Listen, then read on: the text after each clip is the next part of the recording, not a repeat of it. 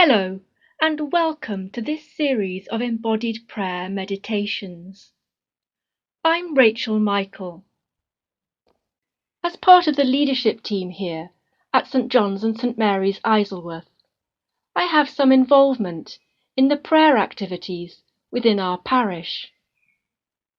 One of the things I most love doing is introducing people to silent interior prayer, the kind of prayer that focuses on discovering God's presence within the depths of our being. Like many people, I've been through a number of ups and downs in my life, and I've come to find a deep source of nourishment and sustenance in this meditative form of prayer. I also teach body awareness and therapeutic movement, and find that consciously involving my body can be a wonderful way of enabling me to focus and engage in prayer with the whole of my being. Many of those I teach seem to find the same. When the UK lockdown began, I knew immediately that I wanted to offer something that could help people to pray in the midst of this crisis. And I wanted it to be something that integrates body, mind, and spirit within the Christian tradition. This is because I believe so strongly that listening to and working through the body with awareness is one of the keys to resilience, well-being, and spiritual life. Integrating the body in our prayer might be unusual for many people. Historically, within the Christian tradition, we've inherited a rather dualistic attitude to body and mind, with the mind being seen as more spiritual and the body less so. But now things are changing in our culture, and we're beginning to realize that the body, mind, and spirit are not separate parts of us, but inherently connected and interdependent. If this is true, then it makes sense to pray through the body as well as the mind. Embodying our prayer can be fun, and can bring an enriching new dimension to our prayer life in any season, but is often especially helpful in times of difficulty and uncertainty. Engaging with and working through our body can help us to feel secure, solid, and anchored, as well as enabling us to connect deeply with the core of our being. It can be a means through which we find release and freedom, and a source of renewal and life-giving energy. These are all things that I feel I really need at the moment, and I know that I'm not alone in that. So I'm delighted to welcome you to this series of meditations called In Jars of Clay, Embodied Prayer in a Time of Crisis.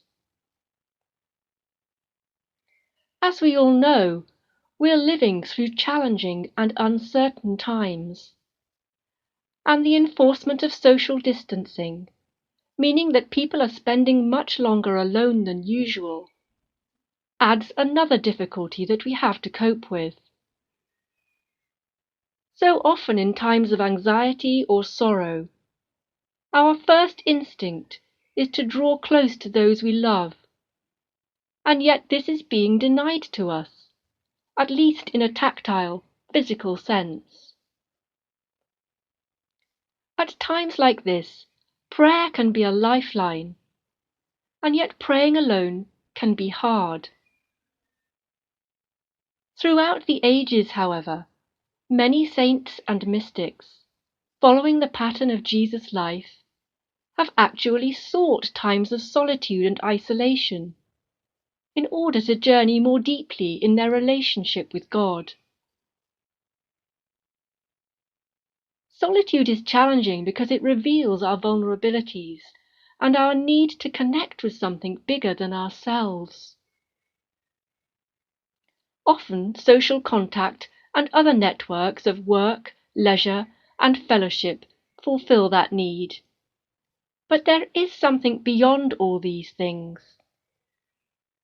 An eternal presence, the divine word at the heart of all creation. Spending time alone can be a first step toward coming to experience God's presence within us in a direct and unmediated way. The Spirit of God, who chooses to dwell within each person who is open and welcoming.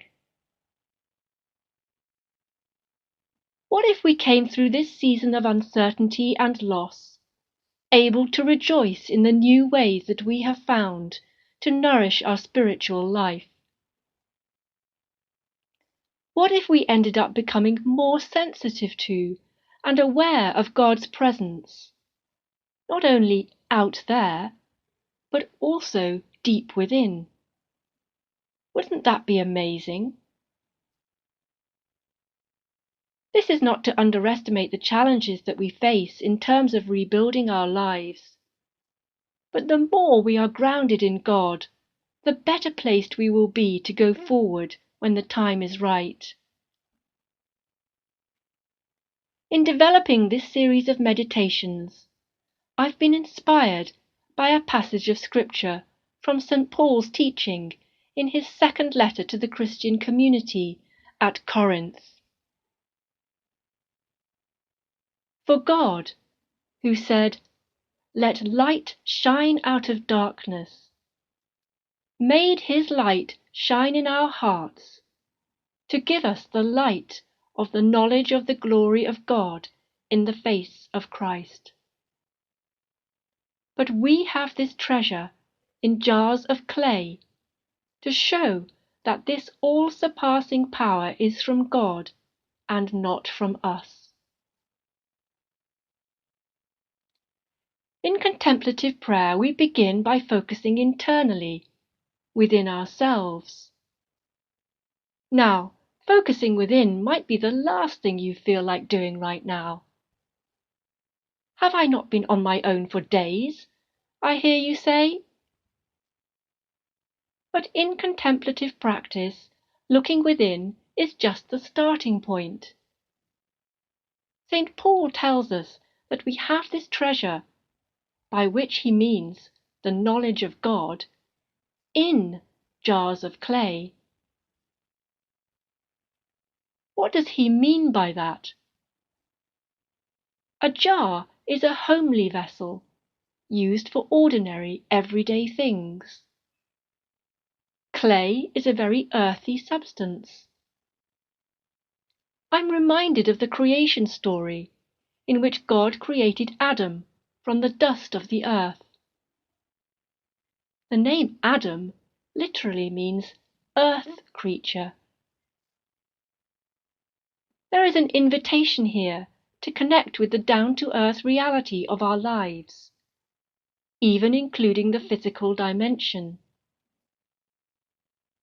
I interpret the jar of clay image to be representing ourselves, our moment-by-moment lived experience, and the way we experience this in our body.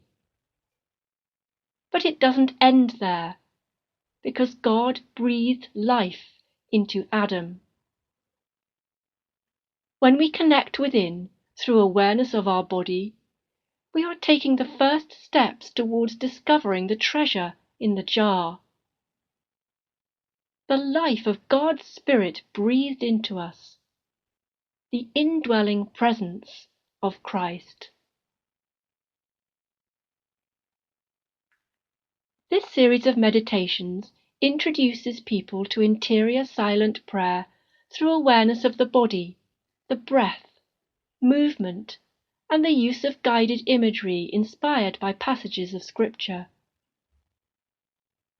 The series begins with an introductory meditation and is followed by meditations on 4 different themes: each identifying a particular challenge that can arise when we seek to cultivate our prayer life in turbulent times.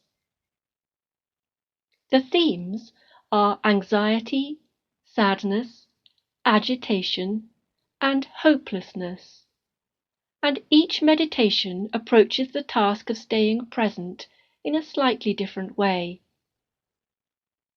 It might seem a bit negative to focus on the challenges we face in this way, but I find that the more open I am with God about my struggles, the more God's grace flows into my life in many different ways. There will be short periods of silence throughout the meditations, so if you want to take more time at any stage, feel free to pause the recording until you're ready. Likewise, if you feel you've done enough and want to stop before the end of the meditation, you can do the same.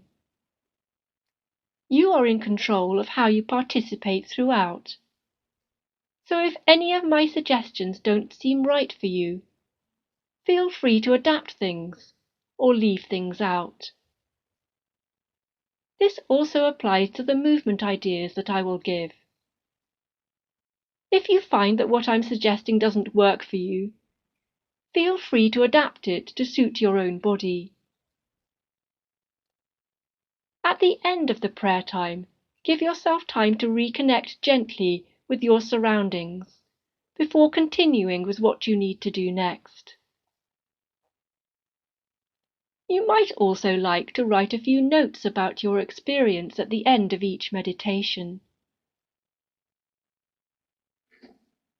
Just a couple of things to keep in mind. If interior silent prayer is something new for you, it's a good idea to start with short periods of time and build up gradually. Those who practice meditation regularly suggest a maximum of 20 minutes twice a day. It's also a good idea to balance this kind of prayer with practical activity, like cooking, cleaning, gardening, or taking exercise. I hope you'll find this prayer series helpful. Do let me know how you get on. You can either leave a comment or reach me by email at rachelmichael@stjohnsisleworth.org.uk. The email address can be found in the description box below. So thank you for listening to this introduction.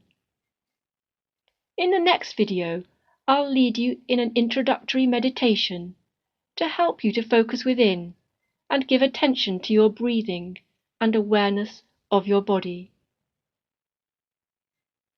The meditation will also include the use of guided imagery and a sacred word or phrase to help you to be attentive to God's presence within. I do hope you'll join me. Goodbye for now.